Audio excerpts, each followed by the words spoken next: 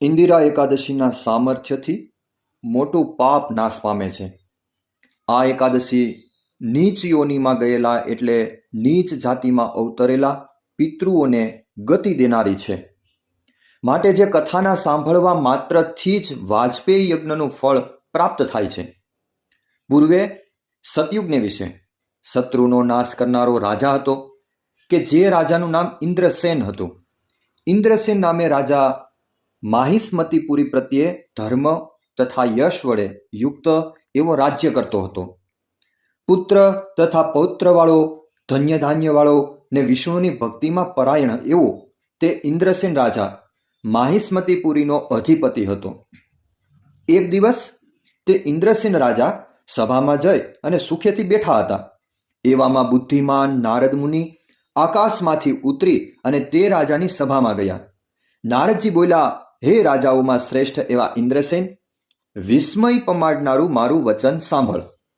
હું ફરતો થકો બ્રહ્મલોકમાં ગયો હતો અને બ્રહ્મલોકમાંથી યમના લોકમાં ગયો હતો.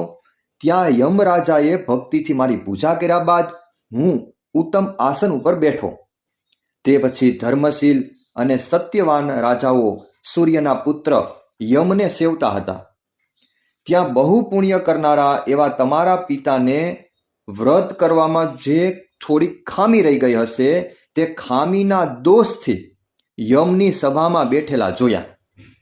હે જનોના ઈશ્વર ઇન્દ્રસેન, તે તારા પિતાએ મને જે સંદેશો કહ્યો છે તે તું સાંભળ.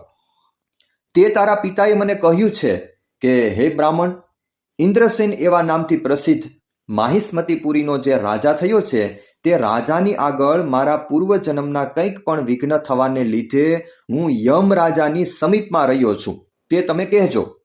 માટે હે પુત્ર, તું ઇન્દિરા એકાદશીના વ્રતના દાનથી મને સ્વર્ગની અંદર મોકલ, અર્થાત ઇન્દિરા એકાદશીના વ્રતનું ફળ આપ એટલે યમલોક છોડી અને હું સ્વર્ગમાં જાઉં. આ પ્રમાણે તમારા પિતાએ મને કહી અને તમારી પાસે મોકલ્યો છે. તેથી તે સંદેશો કહેવા સારું હું તમારી પાસે આવ્યો છું. માટે હે રાજા, તું તારા પિતાને સ્વર્ગમાં જવા સાતું ઇન્દિરા એકાદશીનું વ્રત કર.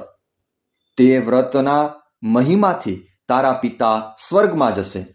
એ પછી આ રાજાએ વિધિ અનુસાર પોતાના પરિવાર સાથે આ એકાદશીનું વ્રત કર્યું, જેના પુણ્યથી પોતાના પિતૃઓને વૈકુંઠ ધામને પામ્યા. તો મિત્રો, આપણે પણ આ વ્રત જરૂર કરીએ. સર્વને મારા જય સ્વામિનારાયણ.